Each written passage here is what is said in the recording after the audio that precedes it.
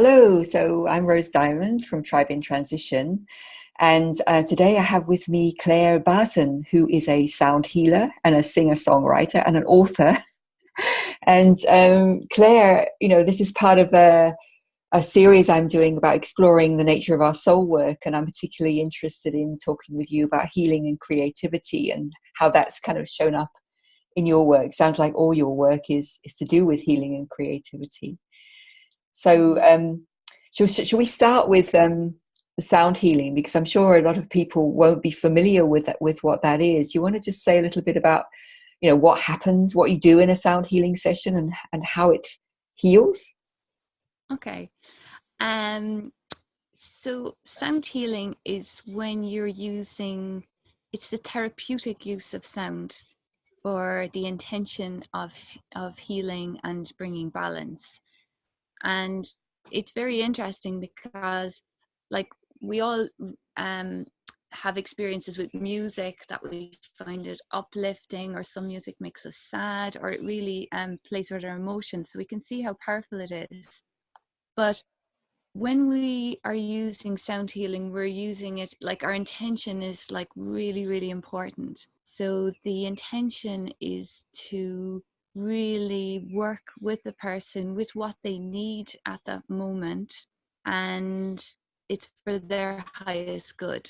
So there's no real agenda as such when we're sound healing. I mean, somebody can come and they can say, oh, I have a broken heart, or I have a sore leg, but actually in the actual session, I never force something, because sometimes someone could come with a broken heart, but they might, they might not be ready to just kind of let go of that or open up. So we set that intention at the start, that it's for the person's highest good.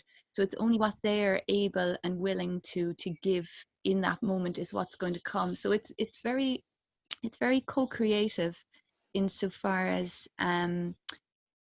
the person who's looking for the healing shows up and they present themselves, and then it'll be at whatever level, spiritually, emotionally, physically, that they're kind of in a place to have healing happen. And really all that's needed is an openness, um and what needs to happen will happen. And in the session, there's different modalities, or there's different processes we do. We can balance the chakras using sound. um we can use intervals, so that's like where you've got two different notes together. So if you think of a song that's in harmony, you'll have these lovely harmonies. Those two notes together will have a particular effect. Sometimes then we have notes that are very close together, so they're kind of jarring. They can be really good for unblocking emotions, and they can be really good for healing as well. And there's been some research done showing that those kind of tones can break up cancer cells, in fact. Wow. Yeah. Wow. So there's a lot of different things that happen in the session, but at its most basic, it's really at a space. It's about creating a space where you can come and just relax. Just, you don't have to do anything, and you don't have to, like, you don't have to tell me your problems if you don't want to. I'm very happy to listen. I'm very happy to talk, and that sometimes is really part of it. But in its essence, it's not necessary at all. And that's what I really love about sound, is that you could just come in and say nothing, um, and still, whatever, I'll be guided to use whatever sounds are needed in that moment, and you will feel things happening, and sometimes they'll be unexpected. So there's a kind of like a magic in that. No two sessions are quite the same. Mm. um, So yes, you asked me what a session kind of looks like as well. So I have a treatment table, so you can lie on the treatment table, you get covered in blankets, and you can go to sleep if you like. You're not required to do anything really. You know, it's just Mm. to have it as time out and relax. And when we use the sounds, they slow your brain waves down, so you can go into this really relaxed state. So sometimes people, it just pushes them over the edge and they fall asleep, which is absolutely fine. The healing still happens. But sometimes people will just be, they'll still be conscious. I mean, to me, I can hear their breathing change. Sometimes they'll be snoring, but they'll actually be still awake. So Mm. it's that really, really kind of deep meditative space, and time kind of stretches out. And yeah, so the sound then will be, I'll give sound for maybe the sound part of the session is usually about an hour, but it's got lots of silences in there as well. So we do some sound, then there's silence, so that you can integrate that Mm. that sound. And the way it works is by resonance.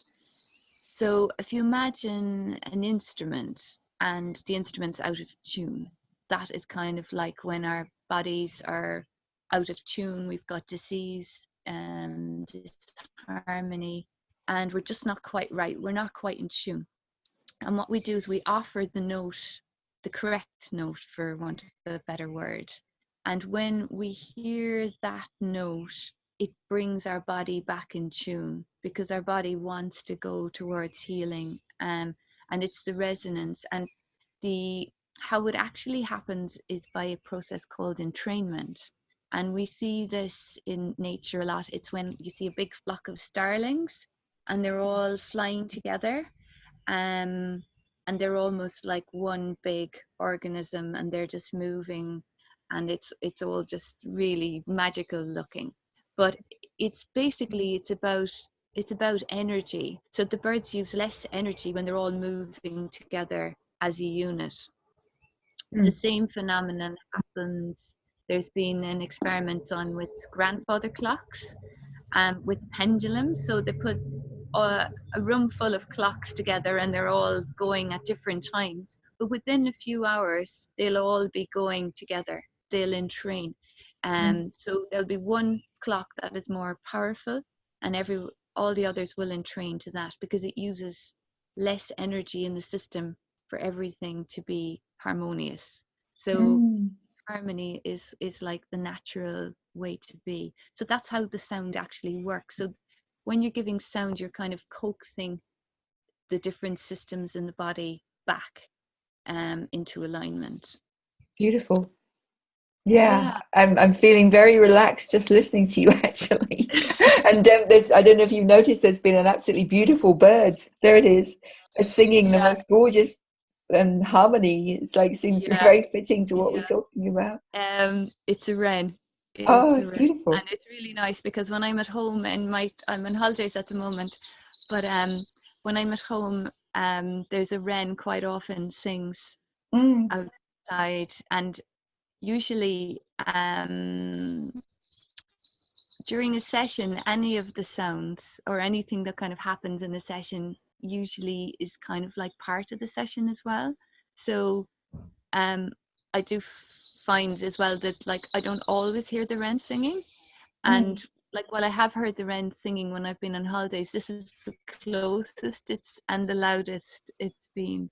So it's a Mm. really nice reminder.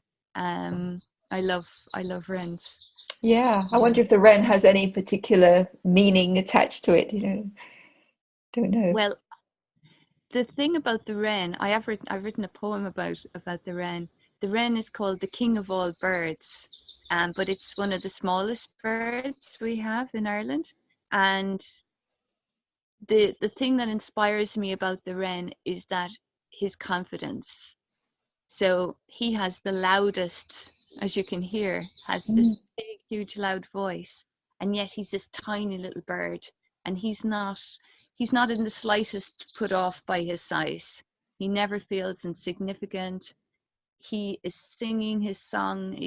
They have this position when they're singing, they stick their chests out and they have their tail cocked, and he's just pours forth his song. Mm. And to me, that message is very significant, because sometimes I think we can feel really small and that it's not worth doing something, or we're not enough. Mm. And me, the message of the wren is we are enough, and sure, aren't we grand? What's the problem?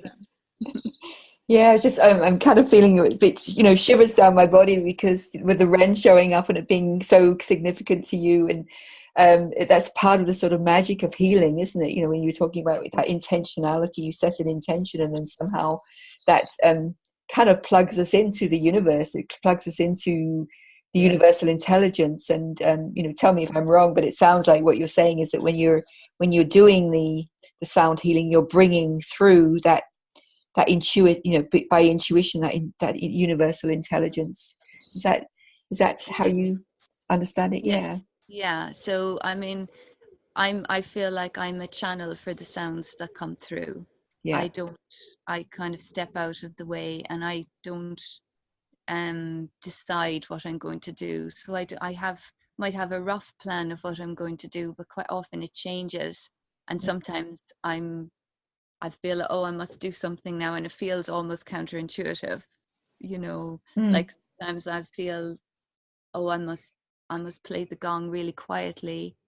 And sometimes in my head I think I'll play the gong really quietly, but it's like, no, I find myself really going loud, and it's like, okay, this is what's needed, and it's just Mm. that trust. Mm. Yeah. So you empty yourself, and you kind of make yourself an instrument in a way. Yes, yes, in a way, and it's just really allowing. And I also, with my sound healing, I like to combine angel card readings, because I love angels, and I've been very interested in angels for a long time. And in the last few years, I've done courses and I do card readings, and I love to combine the two, because what I've noticed when I was offering them separately, I noticed that people were quite polarized. A lot of people wanted sound healing and they weren't interested in cards, which is kind of fine that way around. Mm. But a lot of people who wanted readings were very focused. And I think when people come for a reading, sometimes they're like, there's a particular situation in their lives and they're very polarized. They know exactly what they want to happen and what they want you to tell them. Mm. And quite often, um, in life, I suppose that's not actually what you're going to tell them, Mm. or what they need to hear. And I find that when we do the sound healing, it just relaxes people. And I found that even people who had come with a question after the sound healing, when I said, would you like to ask your question, or would you just like to hear what the angels would like you to know? Quite often they will just say, I just like to hear what the angels would like me to know. And it's really nice then, because whatever comes through is they're able to hear it. Mm. um, and it's not like the messages are always very gentle and very empowering, but it's just that it's really nice when a message can come and it can kind of land with the person. So even if they need to take it away and kind of think about it afterwards, there's an openness there. And it also ties in, there'll be areas that will come up when I'm doing a scan of the body, and I might find imbalances in particular areas. The cards will quite often give us a bit of insight into that. So that's really quite nice as well. So they work really nicely together. Yeah. I'm thinking that there are certain forms of healing, more the sort of psychotherapeutic healing, that where people need to be actively engaged and kind of and sort of understand what's going on. But with this, it reminds me more of um, bodywork therapies or Reiki and those kind of therapies where you're just really very receptive and you don't even know what's being healed, or you don't actually have to register things with your conscious mind. It's just you're kind of in what you're saying, a deep state of relaxation, and the healing is happening in this case with the sound healing through the resonance, which is, yeah, it's very beautiful. Yeah, yeah, and that's what I really like about it as well, because it's not like, sometimes I think when we, especially if hard things have happened to us and we talk about them, sometimes when we talk about them, we're just churning up the feelings and the hurt and the anger and all those emotions, and we're stuck in it and we can't get out of it. And sometimes, I mean, sometimes it's great. You do need to talk about things and you do need to share it with somebody, and that's great as well. But there come a stage when you can't move on from that, um, and you're in your head, and the sound just cuts through that. So, and it is very experiential. So you can feel yourself when there's shifts in your body, Yes. and it's a very spiritual thing as well. And I suppose that's something that um, I like about it as well. It's kind of, it's difficult to talk about or explain, but it's very experiential. Yeah. Uh, yeah. Well, you're doing a great job of talking about it and explaining. I'm thinking though, to have those skills that you have, which is basically to get yourself out of the way and just kind of empty yourself and listen deeply and trust. Those are, I see those as all as qualities which many of us are needing to develop. And wondering how did you develop those qualities? What brought you to sound healing, and what enables you to be able to do that? Because I see that as quite an amazing skill set that you have. Mhm. Well, I suppose I'm coming from a place of loving singing, and singing has always been what I loved to do. Um, and then for many years, I didn't really sing at all. And when I started singing again, I realized how precious it was to me. And I started attending lots of different singing workshops where we learned harmony singing. And I love singing with other people. I love singing harmonies. But then I started having spiritual experiences in normal singing workshops. And I couldn't quite work out what was happening. Like, why was this happening? I mean, it was lovely, but it was unexpected.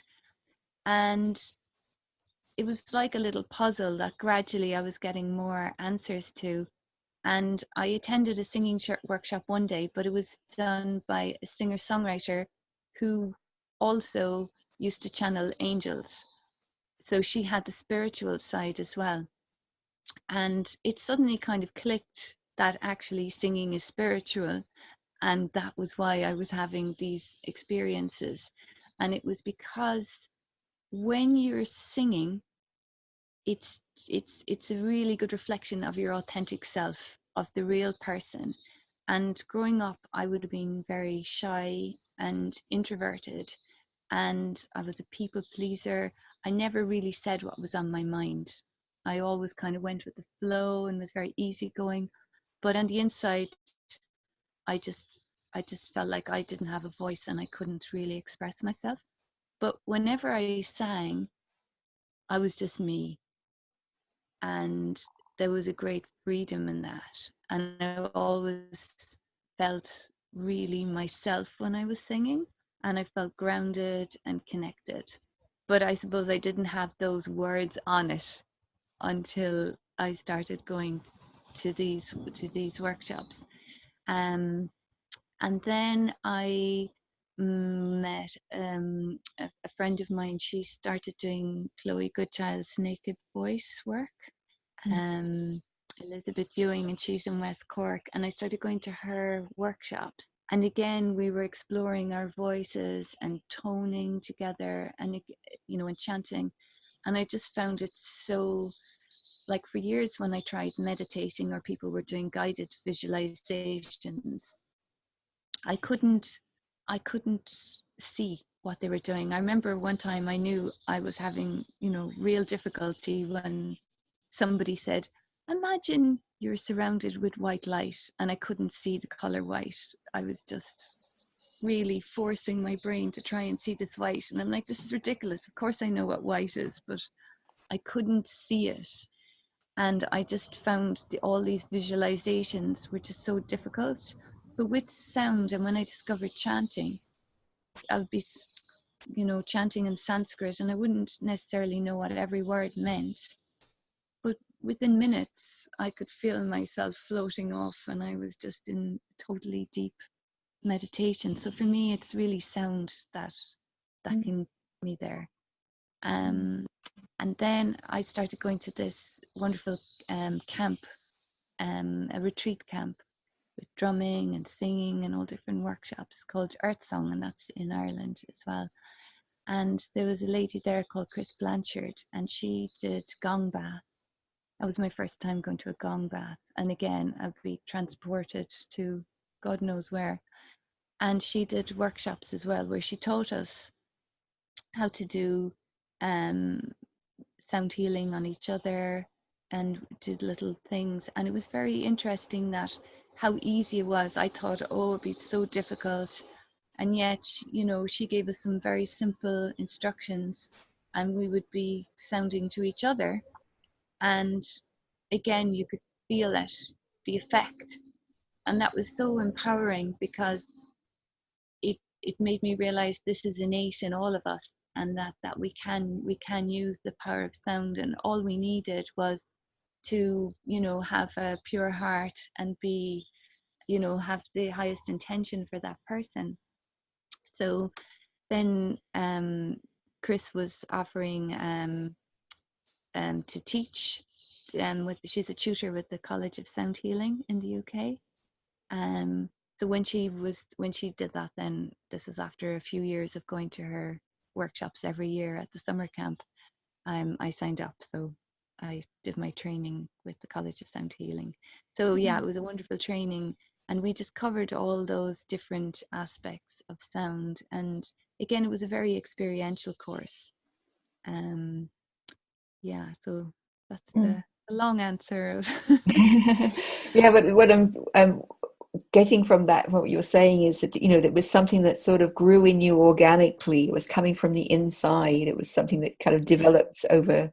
You just followed your interest. You followed your own creative impulse. And I'm thinking about what you were saying about you were shy, and singing gave you a voice. And I've heard that several times of people who have had stammers. When they actually sing, they can sing without any interruption as soon as they start. So it's like you kind of step back into your personality, and that personality is unconfident, but when you sing, something bigger than you comes through. And it's the same when I write, and I know you're a writer as well, but I find that's why I love writing so much. That's at its best when I'm kind of bringing through inspiration. It's like I feel like I'm there's something much bigger than me at play, and that my job as a writer is to somehow find a form for that, and it's kind of harder in a way with words, because words are so limiting. I'm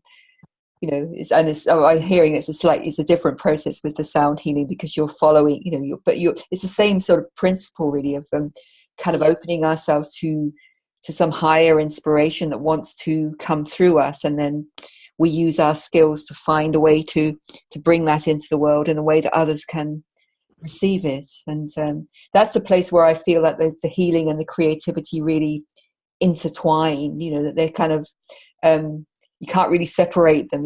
Our own growth towards authenticity, and our own and to being more confident, and the Ren with the confidence that comes through following our passion. And at the same time, a lot of the time when we do that, we actually have a positive, because we're raising our own vibration, that we then have a positive effect on others. So there's this beautiful kind of intertwining of when we do what's best for us, we that's when we make our best contribution to others. And yes, and I agree as well what you were saying about the writing, is that and it is similar to the sound healing insofar as you are opening up And then there's the channels of creativity come down.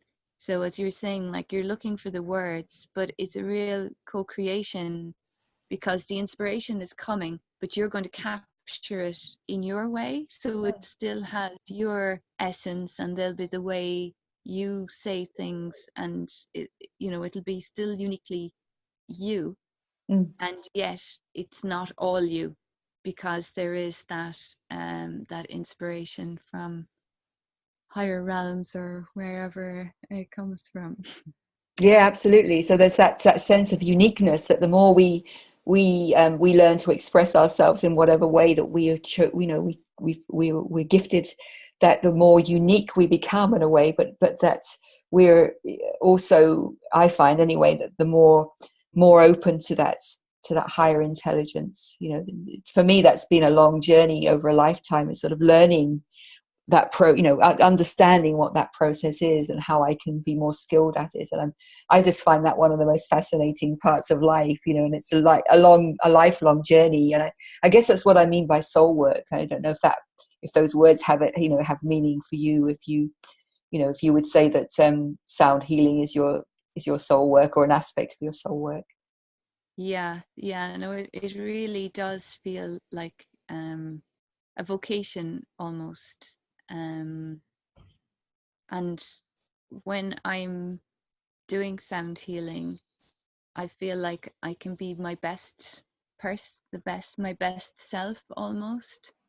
Um, so yeah, I really love doing it. And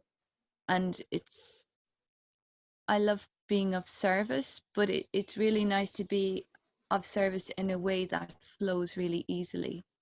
Mm. Because I think maybe before I kind of thought if you were helping people, it had to be really hard, or Mm. whereas it's really nice when you're doing something that kind of comes easily in some ways, and you're just flowing with it. Um, Yes.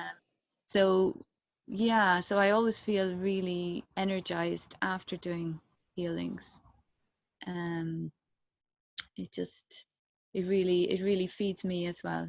Yes, that's what's so beautiful about it, isn't it? It sort of heals and feel and uplifts you as a practitioner, as well as helping somebody else. So it's a win-win. Yeah. And part of I'm calling this exploration the nature of our soul work, because it seems to me that when we do connect with that real authentic gift that we have, and it's different for each one of us, that we are in a way connecting with nature, whether that nature is the nature of the earth, with the birds or whatever, or whether that nature is the bigger interconnectedness of the cosmos. And that our soul work seems to me to be in the doorway into um, being connected with something much bigger than ourselves. I think so, because I think when we're doing our soul work, we're coming into alignment with ourselves. Mm. Um, and I guess yes, you can look at it on all different levels, but because we're actually in physical beings, and we're on the earth, it's actually easy for us in some ways. If we connect to the earth, then I think we can expand spiritually. Mm. So I was just thinking about it the other day. I was doing a card reading for myself, and it just suddenly came to me that part of the reason why we do come into the physical is so that we can bring energy down from the cosmos and earth it. So we're actually like channels, all of us, when we're here. And that's like part of maybe the spiritual ecosystem of the earth. Yeah. And I think, I suppose, the challenge for us is that in our lives we become so disconnected from the earth, from the rhythms of the earth, from the moon cycles, from the seasons, because we're indoors. It's like out of sight, out of mind. So in my life, I'm really consciously trying to come back to a place where, I mean, I love spending time in nature, but it falls off so easily when I get overwhelmed or when life happens, and then in my house, or I'm just head down and I'm in my head. Mm, And I just find that being inside for me puts me in my head. And when I go outside, everything just falls away. But mm, sometimes it's hard to actually push myself out the door mm, to get there. And I think that in some ways, like, life has become hard for us because, you know, it's almost ludicrous that you would plan time in nature because, you know, looking back in the past, we were part of nature. And when we still are part of nature, we're just a little bit estranged slightly, but we basically still are really part of everything. So it's just a kind of a remembering of that. um and if we were living more natural lives, we wouldn't be consciously exercising or spending time in nature. We'd just be, you know, you're going somewhere, so you're walking, or, you know, you're just doing your thing, and you'd be outside. mm, And you wouldn't have to be putting this special time, and, you know, it's all like that's artificial as well. But I guess that's what we have to do at the moment, as we're kind of maybe transitioning to kind of seeing where we are on the planet and the damage that we've done, and mm. how in some ways it actually can be so easy to be in tune, you know, if we actually just go outside and start looking around us and appreciating nature. It's actually very easy, you know, you just leave it alone and it'll probably be fine. I've So totally, yeah, quite totally, often there's not a lot to do, more not doing things, you know.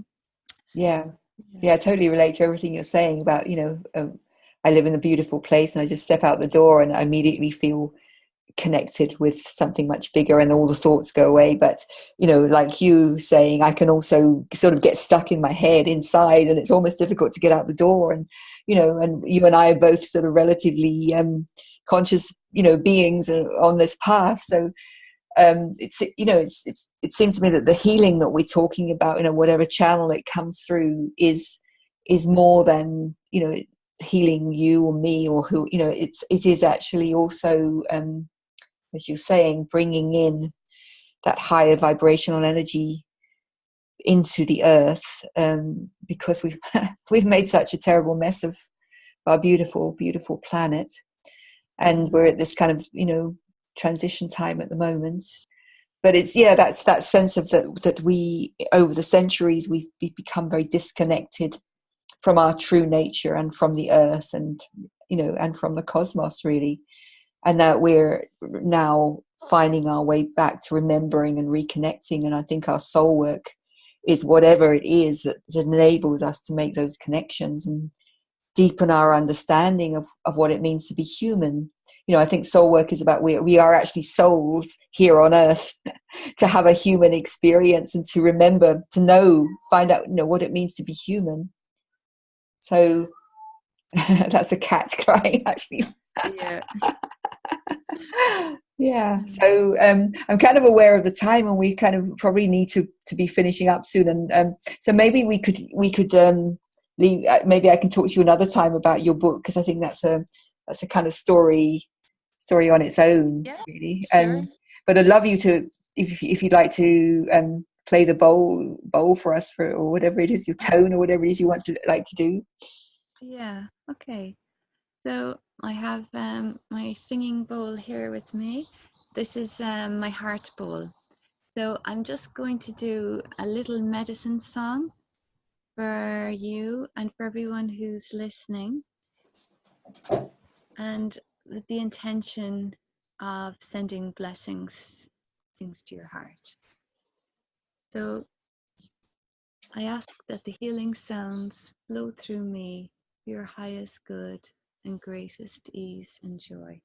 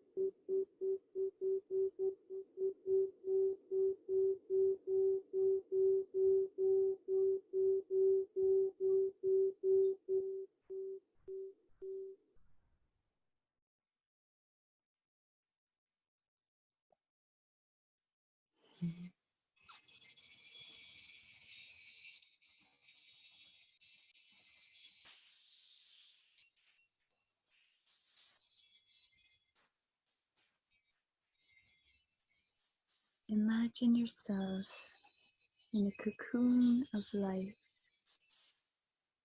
any color that you choose. In this cocoon, you are totally safe and protected,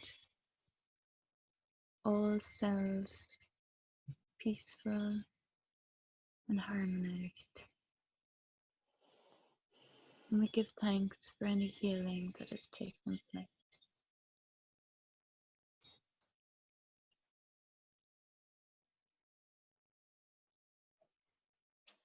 Thank you, Claire.